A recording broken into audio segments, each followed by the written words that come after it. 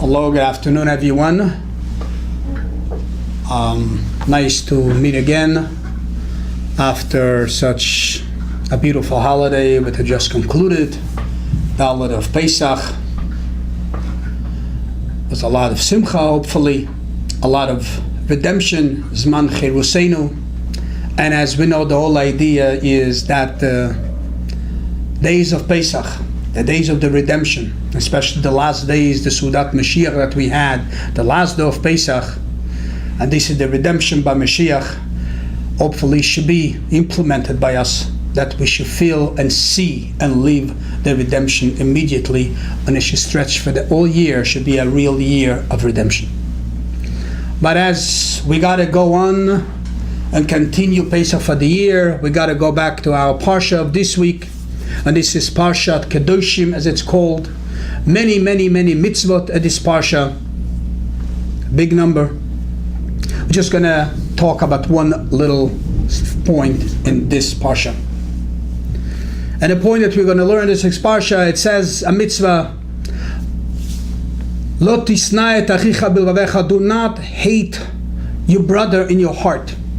Ochiach tochiach tametecha, you should rebuke him. Literally what it means, when you have something to tell your brother, if he did something negative, something bad, don't keep it in your heart. Don't try to be a nice guy and you're not going to tell him anything and you keep it in you. No, ochiach tochiach tametecha, you should rebuke him.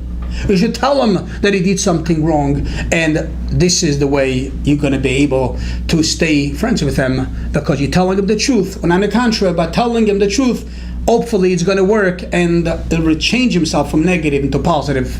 That's the simple explanation. But in the same idea, it says also the mitzvah, Va'afta l'reacha kamacha. You should love your friend like you love yourself. And as many commenters are asking, what is the connection between this whole thing? Here we're talking about rebuking. Here we're talking about not to hate your brother in your heart, and that's why you got to talk to him harshly. Rebuking is not a nice way. It's hard sometimes. But in the same time, to say, V'afta l'reach kamacha, love your brother like you love yourself. How could you do both? And what is these two ideas connected together? Well, many commenters explain to us that this is itself is a great lesson. And what is the lesson? Do you know when you're able to rebuke your brother? You know when are you able to tell him the truth in your face and tell him you did something bad, it's time to turn and to do good? When could you have that guts, that strength to go to him and speak to him harsh words? When when you love your brother like you love yourself. If you love your brother like you love yourself, then it's you. To yourself you can speak harsh. If your brother is you, you can speak harsh. But if your brother is someone else, you can't do so. And this is what the Torah puts it all together. When you and your brother are one person, you love your brother like you love yourself, then you can rebuke him. Then you can do because then you rebuke yourself. It's yourself that you're talking to. And this is the great lesson that this week's Parsha teaches us. Yes, we have to be concerned about somebody else. We shouldn't hate him in our heart, or we should talk to him when something is negative. But the first thing we have to know is, you have to love him like you love yourself. And if this is missing, then you're not really his friend. And if you're not really his friend, who are you to rebuke him? There's a great story with the Rebbe Rashab, the fifth Rebbe of Chabad. This was in the beginning of the establishment of his yeshiva, Tomchit Mimim. And in Tomchit Mimim there was many classes, as many stories about. There used to be one of the great teachers, he became the great mashpia after, unfortunately passed away very young. His name was Reb Shilem. Reb Shilem, that's the way they called him. Great man, a lot of stories about him. I'm not going to get into it right now. But just one point. And Reb Shilem was teaching his class.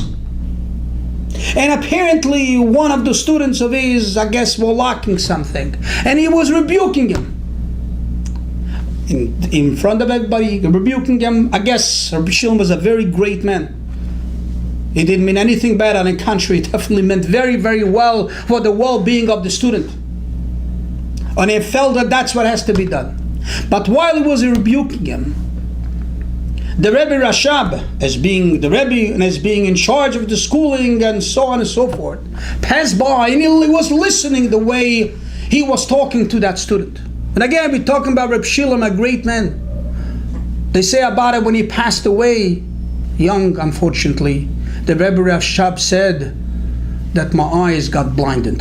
That's what kind of great guy he was.